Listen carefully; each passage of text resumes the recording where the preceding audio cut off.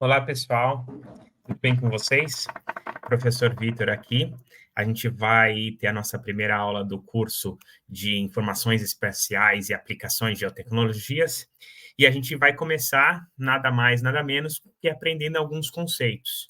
O que são dados espaciais, qual é o conceito de geoprocessamento, geotecnologias, como o sistema de informação geográfico se insere dentro disso daí. É, e nada melhor começar com esses conceitos. Bem, vamos lá. Começando então, porque o que são dados? Dado vem de uma palavra latina, data ou data, né? Que deriva de vários dados. E o plural, que é o plural de datum. Datum, vocês vão aprender mais o que é na disciplina de cartografia. Mas vamos lá. Então, o que são dados? São informações que, em geral, a gente tira de algum local. Por exemplo, uma temperatura da superfície terrestre, uh, direção do vento, velocidade do vento. Então, informações que a gente observa de algum lugar. Pode ser dados sociais também, uma entrevista que eu faço, né? Os dados do censo, por exemplo, né? Então, ela está na base da nossa pirâmide. Depois, a gente pode organizar, de certa forma, esses dados e gerar algum tipo de informação, né? Então, o que é uma informação? São dados organizados. A gente tem lá, por exemplo, as temperaturas de uma cidade ao longo do ano. E a gente sabe que com organizado, né, com esses dados organizados, passando o caminhão do gás aqui, com esses dados organizados, a gente pode saber que os meses mais quentes são os meses de janeiro e fevereiro, né? E que os meses mais chuvosos, por exemplo, são os meses de julho e agosto.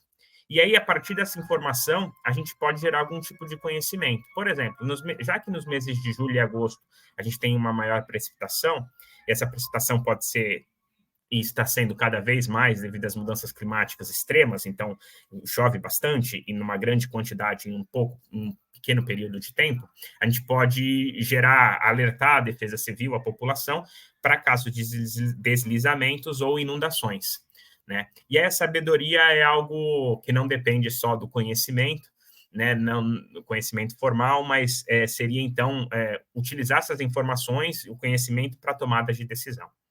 Então, resumidamente, a gente tem aqui um exemplo clássico, os dados, vários pontos que a gente coletou. Esses dados, então, tem alguma informação atribuída a eles, ou são verdes ou são roxos. Então, a gente tem pontos verdes e pontos roxos. A partir da conexão desses pontos verdes e roxos, a gente pode gerar algum tipo de conhecimento. Desse conhecimento aqui, a gente pode ter alguns insights, algumas ideias, tipo, será que A está acontecendo por causa de B? Então, uma causa-efeito aqui, por exemplo. E aí a gente pode ligar esses pontos e tentar, de alguma forma, entender por que A está acontecendo por causa de B e gerar alguma sabedoria. O que eu sempre falo para os meus alunos é para tomar cuidado com a teoria da conspiração, né? Quando os pontos estão ligados de maneira que não fazem nenhum sentido, como no caso aqui para gerar o unicórnio, né? Então, falamos o que são dados. E agora a pergunta é, o que são dados geográficos? Qual que é a diferença de um dado e de um dado geográfico? A principal diferença está em relação a que dados geográficos são dados que possuem informações espaciais. Por isso que também são conhecidos como os dados espaciais. A diferença entre dados geográficos e espaciais está mais na área onde a gente obtém esses dados. Por exemplo, se a gente está obtendo dados no planeta Terra, que nem está o exemplo aqui embaixo, são dados geográficos. Mas a gente pode estar medindo as crateras da Lua ou o relevo de Marte. Então, não são mais dados geográficos, mas sim são dados espaciais, né? Representam o espaço, o relevo da Lua ou de Marte. Então, representa os dados geográficos, representa a localização física, tamanho e forma dos objetos na superfície da Terra e diferentes atributos, né? Então, o relevo, os recursos hídricos, o parcelamento do uso da Terra, etc., são exemplos de dados geográficos. A gente vai ver muito mais durante a aula. Começando por aqui, talvez vocês conheçam ou não esse cara aqui. Ele é de uma série muito famosa, Game of Thrones, e ele era chamado, o nome dele na série era Jon Snow. E falavam muito, "You don't nothing, Jon Snow." Você não sabe de nada, Jon Snow. Mas que ele tem a ver aqui? Por que eu trouxe ele para a nossa aula de hoje? Porque quando a gente trabalha com SIG, na análise espacial, a gente sempre lembra do Jon Snow, mas não esse da série do Game of Thrones, e sim um médico que viveu no século XIX, lá em Londres, na Inglaterra, e que é considerado o pai da análise espacial, né? Por quê? O que ele fez, então? Tá aqui é o Jon Snow de verdade, lá do século XIX, o médico. Então, ele sentado no seu escritório, estava tendo uma epidemia de cólera, então estava morrendo um monte de gente lá em Londres, e até então não se sabia como a cólera era transmitida, se era pela água ou pelo ar. E aí ele fez algumas associações e alguns estudos e algumas hipóteses para ser testada, né? Então, ele pegou um mapa e colocou nesse mapa o local, as residências, né, das pessoas que tinham morrido por cólera. E colocou nesse mapa também o local onde essas pessoas retiravam água. A água não era encanada em casa, tinha essas bombas, como está aqui em cima, e essas pessoas iam até as bombas de água retirar água. E aí ele teve o seu momento eureka. Opa, eu acho que a cólera é transmitida pela água. E eu acho que alguma bomba pode estar contaminada, por isso está um monte de gente morrendo de cólera. E está aqui o mapa do Jon Snow, né? Então, de Londres, né? Aqui a gente vê os pontinhos são as residências das pessoas que morreram por cólera, e em X a gente tem aqui algumas bombas de água, né? Então a gente pode ver a princípio que a gente tem, deixa eu pegar aqui a caneta, que a gente tem aqui uma concentração de pessoas que morreram por cólera nessa área aqui. E aqui a gente tem uma bomba, que está localizada na rua Broad Street. Então, ele convenceu lá o prefeito da cidade, não sei nem se era prefeito naquela época, a ir e fechar, né, os stakeholders, como a gente chama hoje, os tomadores de decisão, a lá e fechar essa bomba aqui, e diminuiu absurdamente o número de pessoas que tinham morrido por cólera. Aqui eu coloquei um videozinho para você, uma série de videozinhos de 5 minutos, para vocês se aprofundarem um pouco mais na história do Jon Snow, que foi considerado, então, um dos pioneiros de análise espacial aplicado à epidemiologia, né? A estudos epidemiológicos, que é entender e estudar epidemia. Então, o You Know Nothing, Jon Snow, do Game of Thrones, a gente diz assim, o Jon Snow, na vida real, ele não sabia nada, exceto como conduzir uma pesquisa epidemiológica de sucesso no século XIX, na Inglaterra, mostrando que a água estava contaminada por cólera, e então era através da água que a cólera contaminava as pessoas e acabava morrendo. Até aí, alguns de vocês já devem ter escutado essa história e já aprenderam essa história em algumas disciplinas que vocês devem ter feito na graduação e outros cursos. Porém, a verdade nem sempre é essa. Talvez vocês fiquem um pouco tristes de eu contar isso para vocês, mas existe um certo mito desse estudo do Jon Snow. Por quê? Eu vou colocar aqui alguns exemplos. Eu coloquei um link para vocês, caso queiram aprofundar e ler mais sobre isso. Antes de 1854, Jon Snow ele já tinha publicado um artigo que ele já tinha feito as hipóteses de que a cólera poderia ser transmitida por água. E o mapa foi feito somente em 1854. Então, já tinha essa hipótese antes do mapa ser feito. Então, não foi o mapa que fez com que ele resolvesse o tchan da questão. Segundo, a ciência normalmente não trabalha com momentos eurecas, né? Tipo, a maçã caiu na cabeça de alguém e descobriu a gravidade. Não. São várias pessoas trabalhando juntas ao mesmo tempo, uma contribui para uma parte A, outra para a parte B. A pessoa que lê um artigo da parte A, um artigo da parte B, contribui para aprofundar um pouco mais, cria um pouquinho um artigo C aprimorado e assim se vai indo. Então, o mapa que eu mostrei anteriormente, na verdade, não foi feito por Jon Snow, mas sim por Charles Sheffins, né? Era um cartógrafo da época e também não foi o primeiro mapa utilizado para epidemiologia. Já existiam outros mapas, por exemplo, de febre amarela nos Estados Unidos, feito antes de 1854. Então, esse é um mito que acabou proliferando bastante quando a gente vai trabalhar com SIG, análise espacial, etc. Mas é importante, claro, é muito legal a história e saber o momento eureka e como a análise espacial ajudou para solucionar um problema, mas, na verdade, a gente tem que entender que a ciência não é assim, momentos tchan, a gente vai caminhando de pouquinho em pouquinho. Além disso, em 1854, a pandemia de cólera já estava chegando no final, então já tinha cada vez menos pessoas morrendo, já tinha morrido grande parte. Podemos concluir, então, que Jon Snow, ele não sabia de tudo, mas também não dá para dizer que ele não sabia de nada. E o mapa, com certeza, ajudou a fortalecer a hipótese de que ele tinha, de que a cólera era transmitida através da água. Tá? Então, não fiquem tristes, essa é a história real. Vamos voltar aqui, então, falar o que são dados geográficos, né? Características dos dados espaciais. Primeira característica, e uma mais importante, né, para ser um dado espacial, é a localização. E isso normalmente é representado por coordenadas geográficas, então x e um y. Dentro das coordenadas que a gente utiliza normalmente, a gente está acostumado com a latitude e longitude, que pode ser informada em graus, minutos e segundos, ou grau decimais, mas temos também unidades métricas, né, como a Universal Transversal de Mercator, a UTM, que trabalha com unidade métrica em vez de graus, minutos e segundos. Além disso, a gente tem os atributos, que são informações que descrevem o objeto ou fenômeno em um determinado local. Por exemplo, imaginem que vocês, com o celular de vocês, vão mapear as árvores que tem na cidade de vocês. Então, em cada árvore, você vai com o GPS e marca um ponto, certo? Então, mapeou, sei lá, 1.000 árvores, 500 árvores que existem na cidade de vocês. Então, esse é um ponto, é um dado espacial, porque é um ponto, mas não tem nenhum atributo ainda.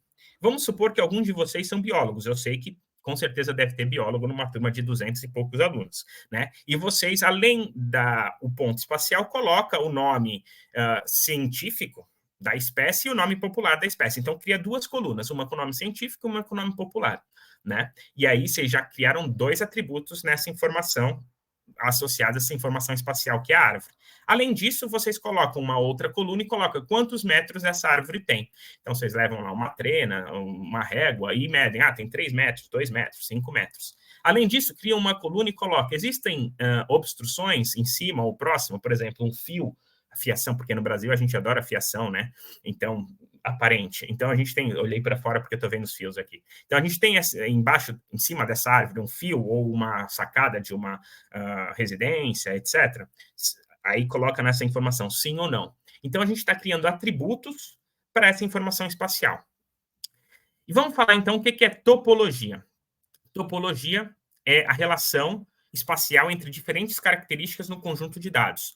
Então, por exemplo, se eu chegar e perguntar para vocês quais são os municípios do estado de São Paulo, você pode entrar no Google, procurar, são 645 municípios, pegar uma lista dos 645 municípios que estão lá no estado de São Paulo.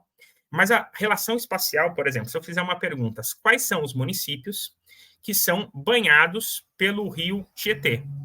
Aí a gente vai ter que pegar o shapefile dos municípios, o shapefile ou o arquivo vetorial, melhor, do rio Tietê e ver o rio Tietê ele passa por quais municípios. E aí eu vou falar lá a lista de municípios, fazer uma análise, uma relação espacial. Então pode ser que uma relações espaciais normalmente são vizinhos, sobrepostas, são diversos tipos de relações espaciais que a gente tem, então vocês vão ver um monte de relação espacial durante o curso todo de especialização de geoprocessamento, né?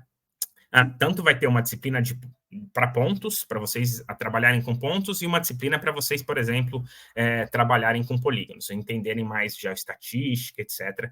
Vai ser especificado. Tá. Escala e resolução. O que é? É o nível de detalhamento dos dados. Normalmente, a gente usa escala de redução quando a gente está trabalhando com cartografia. Por exemplo, a gente representa num papel uma cidade, né?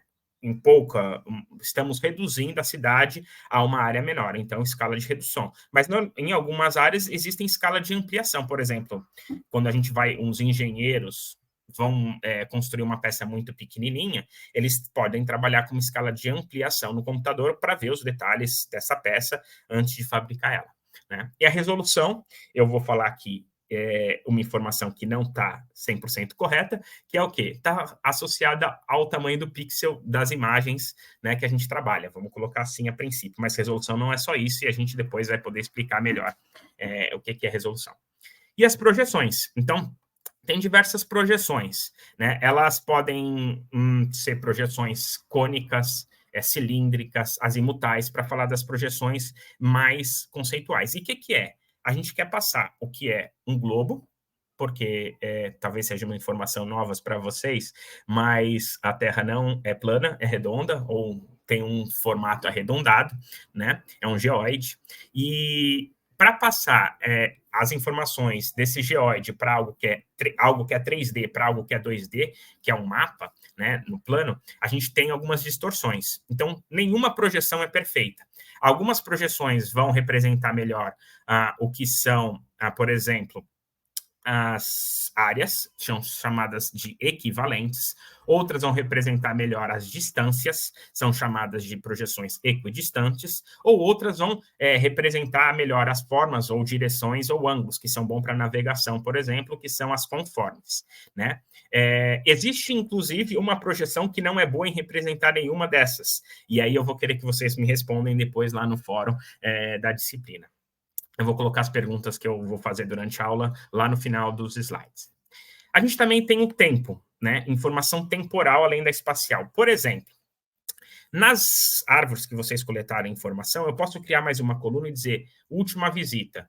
Quando foi? Ela foi agora em janeiro de 2023. E eu sei que eu preciso podar aquela árvore uma vez por ano, por determinado crescimento da espécie naquela região, etc. Então, eu posso saber que em janeiro de 2024 eu vou ter que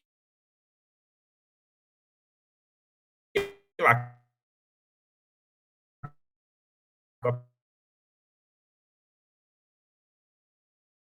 a prefeitura, com os profissionais da prefeitura, para podar aquela árvore normalmente. Então, eu estou aqui no desenho, mas é o exemplo que eu coloquei aqui. Vocês foram lá e coletaram 3 árvores, certo? Aqui, isso é uma rua. Usem a imaginação de vocês que isso aqui é uma rua. Vocês coletaram 3 árvores, 2 do lado direito e uma do lado esquerdo, certo? E elas estão na mesma distância entre si, então formam um triângulo aqui que tem os ângulos e a distância entre as árvores iguais, certo? E ao representar os dados espaciais da rua e dos pontos que vocês coletaram dentro do SIG, ele apareceu assim, a árvore no meio da rua, é um perigo, pode causar um acidente. Mas, na verdade, isso aqui o que é? É porque a precisão e a acurácia não estão muito legal. Mas qual das duas? Vamos supor que nesse exemplo aqui, que a árvore está no meio da rua, eles também estão com ângulos iguais e a distância é a mesma, apesar de não parecer, porque o desenho foi feito à mão, a distância entre as árvores é a mesma, igual é na realidade, né? Então, ela tem uma boa precisão, porém, não tem uma boa acurácia, né? Porque ela não está no local que ela deveria estar representada no espaço. Então, existe essa diferença entre precisão e acurácia. Então, a gente deu uma breve passada rapidamente sobre as características dos dados espaciais. E como são representados esses dados espaciais? Então, a gente tem o mundo real, e a partir de diversas camadas, então, camadas de quê? De modelos de elevação, de uso e ocupação da Terra, elevação do relevo, modelos de relevo, os recursos hídricos, as vias, né, de transporte, o zoneamento urbano. Então, são várias camadas, layers, né, que a gente chama em inglês, que se sobrepõem para quê? Para a gente tentar representar o que é o mundo real, né? Vamos dizer, então, a diferença entre dados e dados espaciais ainda, né? Os dados, eles são muitas vezes alfanuméricos, ou números ou palavras, né? E os dados espaciais, eles são representados através de gráficos. E 2 tipos de gráficos que a gente pode representar são os vetoriais, os dados vetoriais ou os dados raster, né? Então, aqui a gente tem, por exemplo, um rio com algumas árvores, né? Uma área de, vamos chamar aqui de silvicultura, e uma casa. Então, de forma vetorial, o rio é representado por uma linha, a floresta plantada por uma área, um polígono, né? Então, tem um polígonozinho aqui, um polígono maior aqui, e a casa representada por um ponto. Essas mesmas 3 informações de rio, árvores plantadas e casa, pode ser representada também a partir de um raster, né? Então, depende do que você vai fazer, é melhor representar ou de forma vetorial ou de raster. Se eu quisesse, por exemplo, saber com maior exatidão o comprimento do rio ou o tamanho da área plantada, seria melhor trabalhar com dado vetorial do que com dado com raster, né? Então, para cada tarefa que a gente vai fazer, a gente vai utilizar algum dos tipos desses 2 dados, certo? Aqui eu coloquei mais um exemplo de pontos vetoriais, representado ponta de um formato vetorial ou em formato de raster, as linhas vetoriais ou em formato de raster, ou os polígonos. Eu tinha um colega que dizia que o computador era burro, né? Porque só representava 0 e 1. Mas agora, com a inteligência artificial, eu sou meio, tomando conta do pedaço, né? Eu sou meio cético em dizer isso, né? Porque daqui a pouco eles vão, talvez, mandar bastante na galera. E como que a gente vai representar, então, esses dados geográficos no computador? Para isso, existe um paradigma muito utilizado, que é o paradigma dos 4 universos. Né? Então, o primeiro universo é o universo real. Que universo é esse? É o universo do mundo real, da fonte de dados. O que a gente vai coletar do mundo real? Por exemplo, os usos e cobertura da terra, a malha viária, o tipo de solo, temperatura e precipitação de uma determinada região, etc. Esse é o universo real. Deixa eu ver se eu estou com a caneta aqui. Estou. Depois, a gente tem o universo conceitual. O que é o universo conceitual? É os tipos de dados. Né? Por exemplo, aquele dado é um dado contínuo ou dado individualizável? Por exemplo, o que seria um dado contínuo? Eu estou no centro de uma cidade, a temperatura agora é aproximadamente 20 graus Celsius. Se eu caminhar em relação à área rural, a temperatura lá vai ser mais baixa, provavelmente 15 graus Celsius, vamos supor uma diferença de 5 graus Celsius. Mas como que essa transição entre aqui, 20 graus Celsius, e a área rural, que está a 5 quilômetros daqui, acontece? Eu dou um passo e passo de 20 para 15 graus Celsius? Normalmente não. Eu vou caminhando esses 5 quilômetros ou dirigindo para ser mais fácil, e essa temperatura vai diminuindo. De 20 graus vai para 19,9, 19,8, 19,7, até chegar aos 15 graus lá na zona rural. Né? Então, esse é um dado contínuo. Então, normalmente, para representar dados contínuos, a gente utiliza dados matriciais ou raster. Tá? E dados individualizáveis, por exemplo, são as árvores, os dados das árvores que vocês coletaram através de ponto. Né? Dados individualizados, os nomes dos rios, os rios primários, secundários, etc., são dados individualizáveis. Depois do universo conceitual, a gente tem o universo de representação. Como que a gente vai representar isso daí? E isso está relacionado com as representações geométricas. Então, os dados vetoriais ou os dados matriciais. E, por último, o último universo é o universo da implementação. O que a gente vai fazer com esses dados? A modelagem desses dados. Por exemplo, no meu doutorado, eu desenvolvi um modelo espacial de suscetibilidade a impacto ambiental causado por aterros sanitários ou lixões. Então, eu apliquei esse modelo espacial para 2 áreas de estudo, que é o estado de São Paulo ou o estado da Califórnia. E para criar esses modelos, eu utilizei 5 fatores. Por exemplo, eu utilizei informações da geologia, informações do relevo, da geomorfologia, informações dos recursos hídricos, tanto superficiais como subterrâneos. Então, geologia, geomorfologia, usei dados de recursos hídricos, dados do clima e dados de solos, pedologia. Bateria acabando. Calma aí, 1 minuto. Pronto. Essas 5 informações com diversos fatores para criar um modelo de suscetibilidade de impacto ambiental para o estado de São Paulo e para o estado de Califórnia, e publiquei um artigo para cada área de estudo. A diferença é que as informações locais geográficas do estado de São Paulo é diferente do estado da Califórnia. Por exemplo, a geologia aqui no estado de São Paulo é bem estável, porém a geologia lá no estado da Califórnia tem um monte de falhas geológicas. Por quê? Porque a gente tem ali a falha de San Andrés. Né? Vocês já devem ter visto aquele filme de Final do Mundo que acontece um rompimento na falha de San Andrés. Né? Então, tem vários terremotos lá. E, então, isso foi levado em consideração os pesos diferenciados para cada critério dentro do meu modelo espacial de suscetibilidade a impacto ambiental. Certo? Terminamos aqui a explicação dos 4 paradigmas. Aí, como trabalhar com esses dados geográficos? Já sabemos como representar esses dados no computador, através do geoprocessamento. Né? E o que está por trás do geoprocessamento? Estão os SIGs, Sistemas de Informação Geográfica, em inglês GIS, né? GIS, Geographic Information System. Então, a gente vai entender um pouquinho disso daí. O que é? Quais são as partes de um SIG? A gente tem aqui 5 principais partes de um SIG, e perceba nessa figura que elas estão todas interligadas entre si, né? Estão conectadas. Mas eu gosto muito da analogia do banquinho, e eu vou desenhar aqui, tentar desenhar um banquinho de 3 pernas. certo? Um banquinho de 3 pernas. Cada uma dessas pernas do banquinho, elas são essenciais, porque sem uma das pernas o banquinho não fica em pé, né? Vamos desenhar aqui também a tampa do banquinho, onde a gente vai sentar.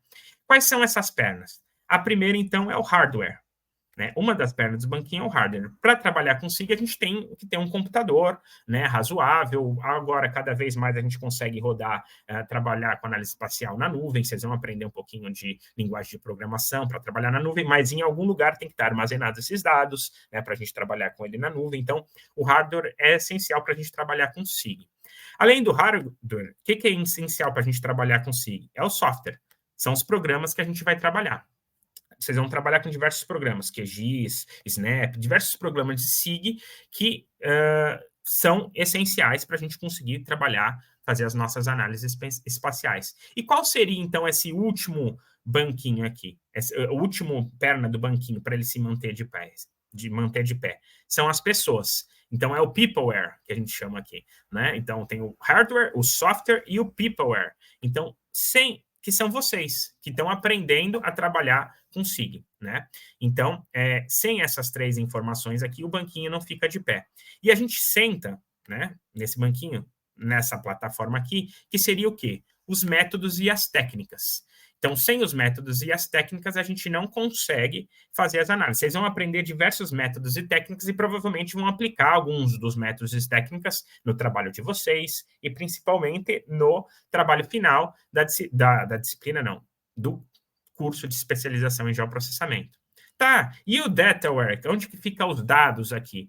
O dataware nada mais é do que o chão onde esse banquinho, né, os dados espaciais é o chão onde esse banquinho está colocado. Por quê? Se a gente não tiver um chão legal, uns dados legais, né, a gente não consegue fazer a nossa análise.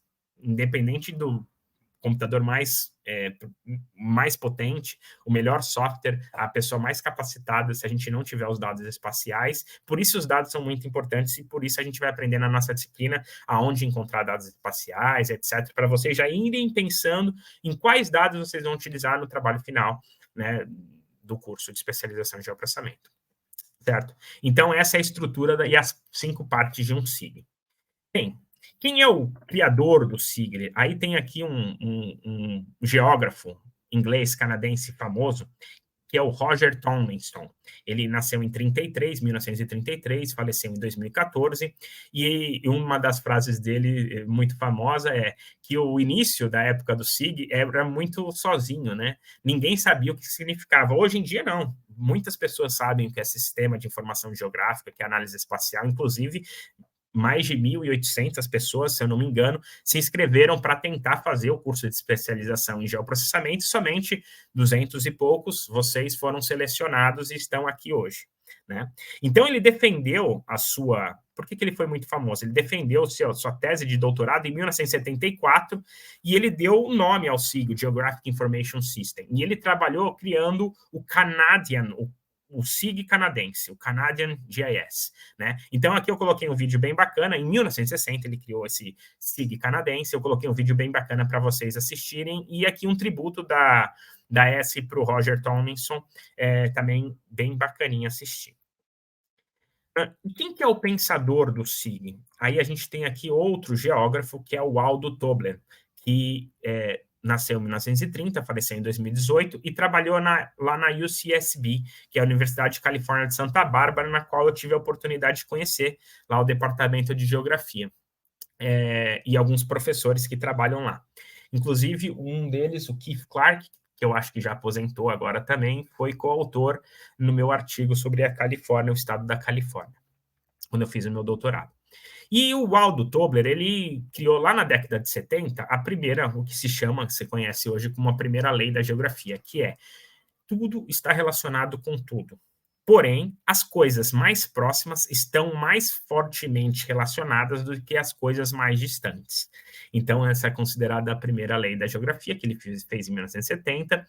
E em 1999, ele também deu uma ideia da segunda lei da geografia, que fala o quê? O fenômeno externo a uma área de interesse afeta o que tem dentro desta área de interesse. Isso a gente vê muito, por exemplo, nas terras indígenas.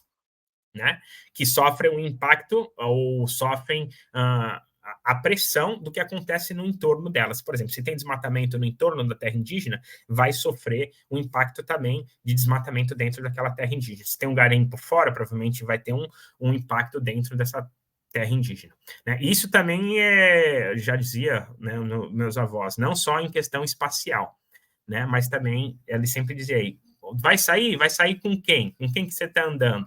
Então, a gente é uma média daquelas 5 pessoas que a gente anda, né, normalmente. Então, a gente também é influenciado pelas pessoas que estão junto conosco. Então, aproveitem aqui dentro do curso e façam conversas, contatos, colegas, dentre os alunos, professores, tutores, etc., e aperfeiçoem, né, construem amizades, parcerias, que isso é importante para vocês estarem dentro, trabalhando junto com pessoas que trabalham com análise espacial, com SIG, geoprocessamento. E a terceira pessoa que eu vou falar aqui é o inovador do SIG. Né? Então, o que ele fez? É o Jack Dangermond. Ele fundou nada mais, nada menos do que a ESRI em 1969, que a ESRI é a empresa que tem um ArcGIS, né? Então, um dos softwares privados mais famosos no mundo, e ele fundou essa empresa lá na década de 60. Né? E ele dizia o quê? Que as aplicações do SIG é limitada apenas pela imaginação daqueles que usam ele, que usam o software. Então, utilizem ele à vontade. Aqui tem uma palestra do Jack Dangermond falando em 1987 como um SIG funciona. E também coloquei aqui uma mais atual, um TED, né, que é uma palestra famosa aí, que ele fala sobre o Atlas Vivo e o sistema nervoso geoespacial, né, que a gente tem um sistema nervoso de dados espaciais, bem bacana de conhecer. Então, esses 3 pesquisadores, o Roger Tomlinson, das tecnologias, criador do SIG, o Aldo Tobler, como o pensador da análise espacial, e o Jack Dangermond, como a inovação, formam, entre outros, né, que a gente não vai ter tempo de comentar aqui, formam um tripé para quê? Para que a gente pense um mundo desafiador através das análises espaciais. Por quê? Porque hoje a gente tem 8 bilhões de pessoas vivendo no planeta Terra. Daqui a alguns anos a gente vai ter 10, 11, 12 bilhões de pessoas. Será que a gente vai ter comida para alimentar toda essa população? Qual que vai ser a principal fonte de energia? Será que a gente vai continuar utilizando energia não renováveis? Isso vai influenciar principalmente o quê? Nas mudanças climáticas. E as mudanças climáticas influenciam o quê? Na nossa saúde, no mudanças ecológicas, desigualdade, então, perda da natureza, lost nature, até no desenvolvimento econômico, né, natural resources. Então, isso tudo está relacionado. E através das análises espaciais, a gente pode estudar os principais desafios da humanidade que a gente tem. E aí a pergunta, segundo conceito da nossa aula de hoje, o que é geoprocessamento? Vamos lá, então, antes falar um pouquinho de alguns conceitos aqui. A gente tem, vamos separar entre bolinhas, né? Eu gosto bastante desses conceitos de separar entre bolinhas aqui, ver as relações entre eles. A gente tem as ciências físicas, as ciências biológicas e as ciências sociais, né? E elas estão interligadas, e no meio interligado entre elas, a gente tem um monte de coisa relacionada com análise espacial, que tem aqui os levantamentos de dados, o SIG, o sensoramento remoto, a cartografia. Mas tudo isso daqui está envolto, por quê? Por uma certa matemática e lógica. E aí a galera da Humanas fica um pouco assustada. Caramba, matemática, que não fugem da matemática. Essa é uma figura que eu tirei do livro do Jensen, lá de 2009, que é o sensoramento remoto do ambiente. É a Bíblia para quem trabalha com sensoramento remoto. A gente vai ver um pouquinho mais dele lá na frente na nossa disciplina de sensoramento remoto. Mas aqui eu só trouxe essa figura para a gente pensar o que é geoprocessamento. Então, aqui, o geoprocessamento é um ramo de atividade que utiliza técnicas e métodos teóricos, matemáticos e computacionais. Então, aqui, ó, matemática, lógica, computacional, para entender o quê? Ciências físicas, ciências biológicas e ciências sociais. Relacionado o quê? Coleta, entrada, armazenamento e tratamento de dados e processamento desses dados espaciais. Então, desde a coleta até o processamento desses dados espaciais. Então, resumidamente, geoprocessamento é o quê? Você lembra lá no primeiro slide da aula que eu coloquei dados e se a gente trabalhar um pouquinho esses dados, a gente acaba gerando uma informação.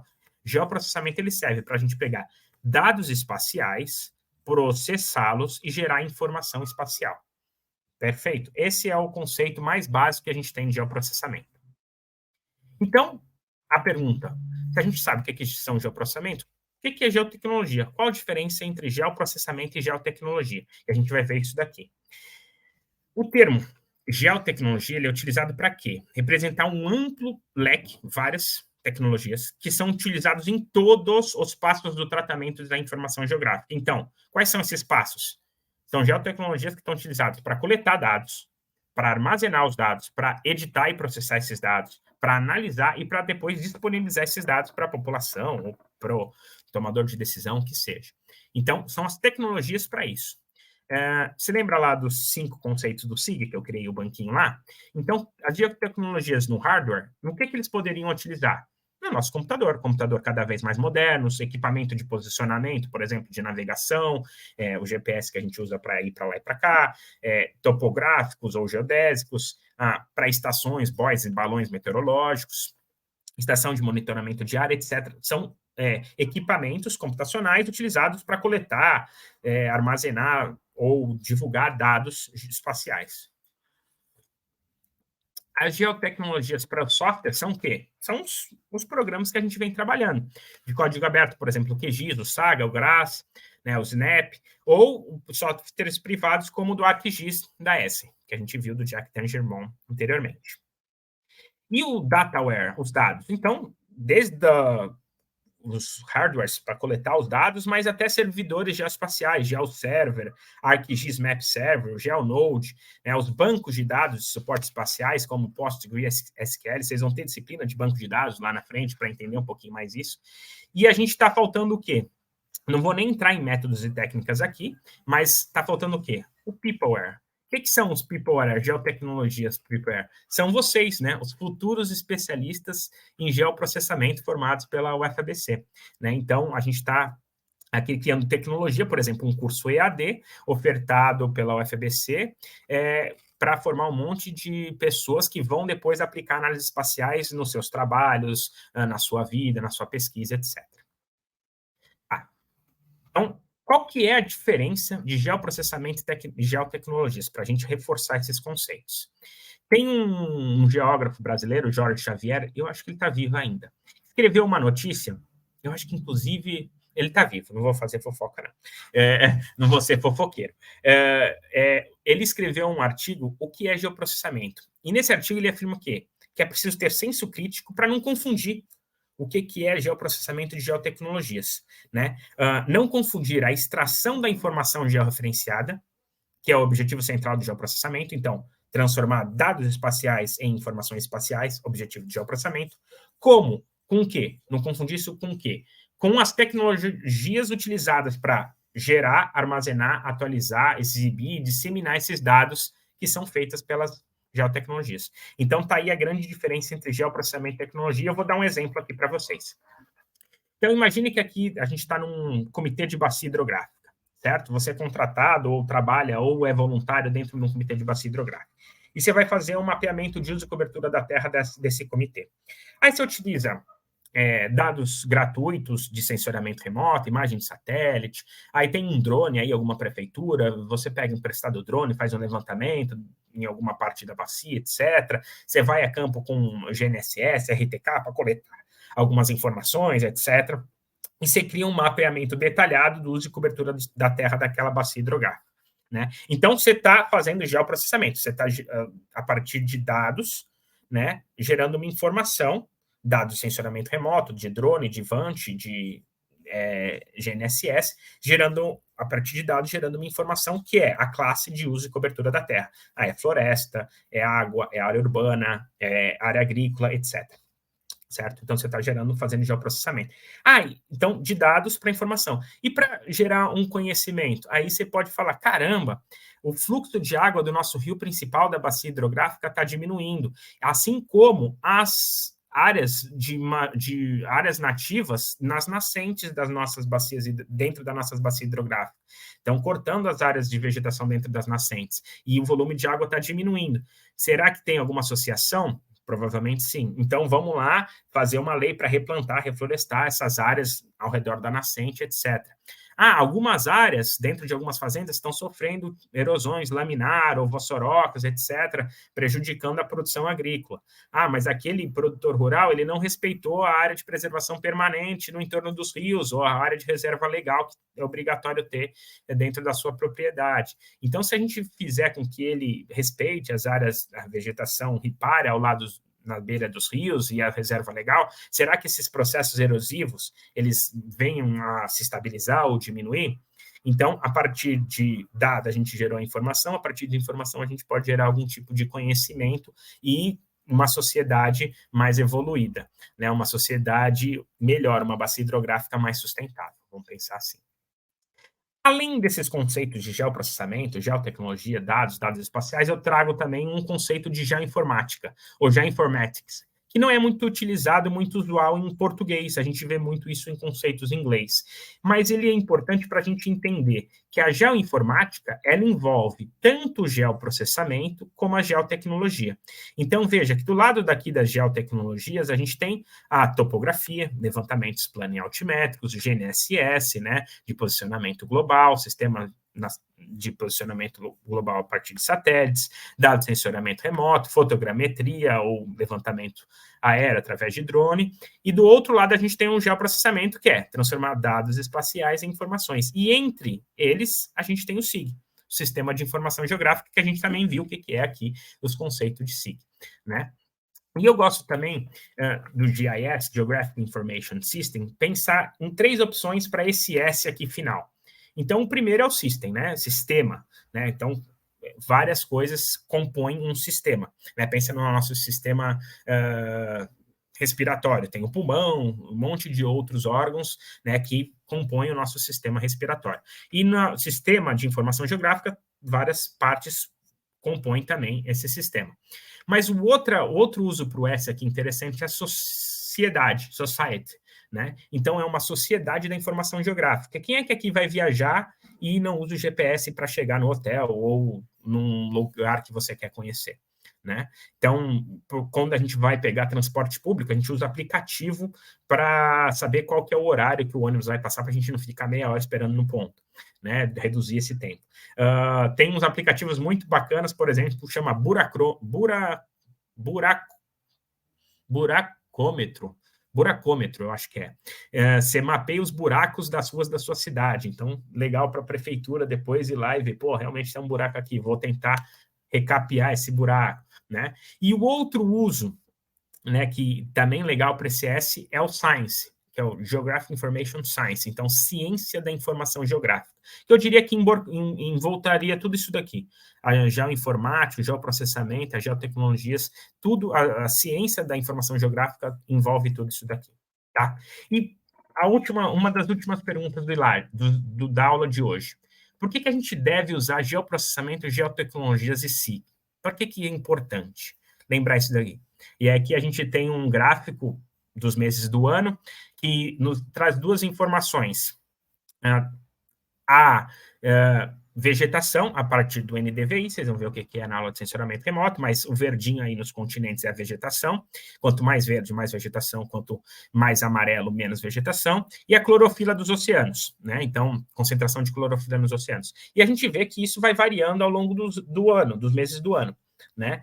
Então, a gente tem que usar geotecnologias, geoprocessamento em SIG para entender como a Terra funciona em escala global. Sim, a gente tem que fazer isso. É importante para a gente entender como o nosso sistema global funciona, para pensar numa sociedade melhor lá na frente. Mas, além disso, a gente tem que o quê? Criar soluções, né, que as pessoas precisam, a partir de geoprocessamento e geotecnologia SIG. Então, a gente vê aqui um gramado que está bem pisoteado, e aqui a gente pode, por exemplo, criar um novo caminho pavimentado, né? Porque a população já está usando aqui. Quem é que não anda na cidade de vocês e fala, meu Deus, quem que é um engenheiro de trânsito aqui? Deve ter alguns engenheiros de trânsito aqui durante o curso, né? Mas tem algumas obras aí que a gente pensa, não, poderia ter sido melhor. Então, a gente usa geoprocessamento e geotecnologia para pensar no que a gente pode, de um ponto de vista espacial, melhorar a nossa sociedade. E nada melhor do que dar como exemplo os Objetivos do Desenvolvimento Sustentável, o Sustainable Development Goals, né, o SDGs. Então, a gente pode usar a análise espacial para a questão social, econômica, ambiental, né, para diversas questões, por exemplo, erradicar a pobreza, então, garantir a alimentação e nutrição, para melhorar os recursos marinhos, oceanos, né, dos mares, oceanos, educação, cidades mais sustentáveis, mudanças climáticas, saúde e bem-estar, etc. Então, a gente pode utilizar a análise espacial para melhorar cada um desses objetivos do desenvolvimento sustentável, né, e monitorar se está realmente melhorando ou não ao longo do tempo. Então, a questão temporal também é importante. Por quê? Porque o SIG muda do jeito que a gente age, né? Então, a gente pode usar SIG para quê?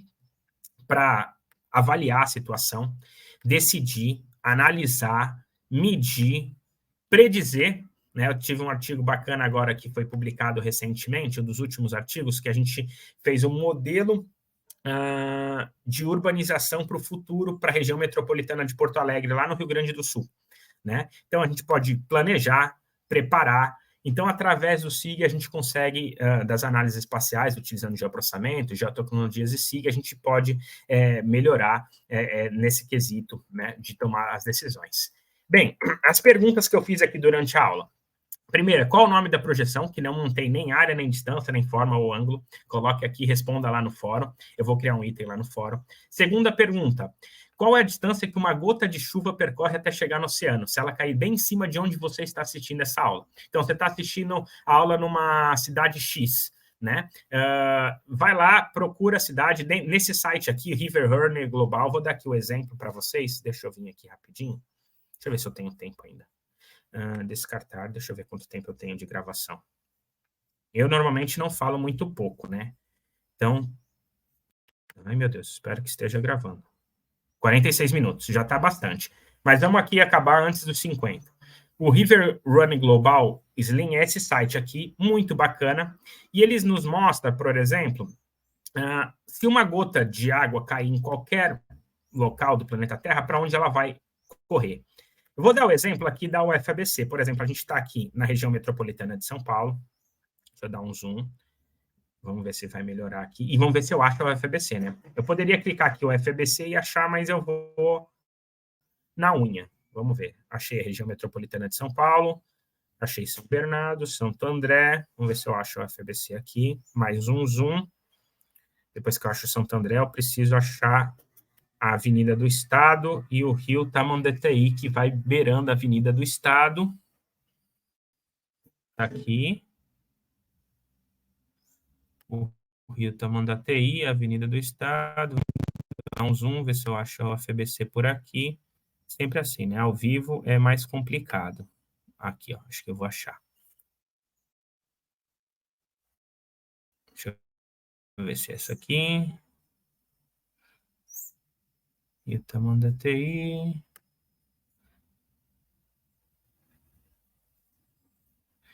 É sempre assim, né? Ao vivo a gente sempre demora para achar. Tirar um pouco do zoom.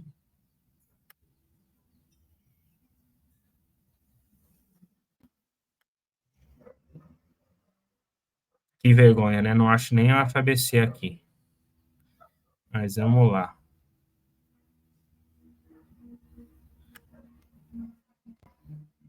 Opa, opa, opa.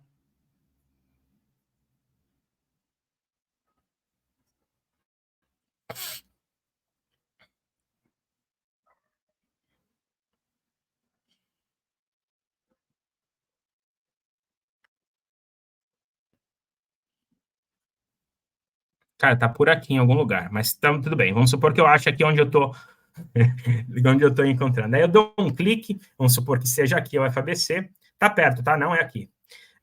E aí eu não quero gastar muito tempo. E aí ele vai me colocar aqui e calcular que até essa água, essa gota d'água que caiu exatamente no estacionamento ali onde eu cliquei, chegar até o oceano, ela vai percorrer 3.664 quilômetros. Ele vai mostrar aqui.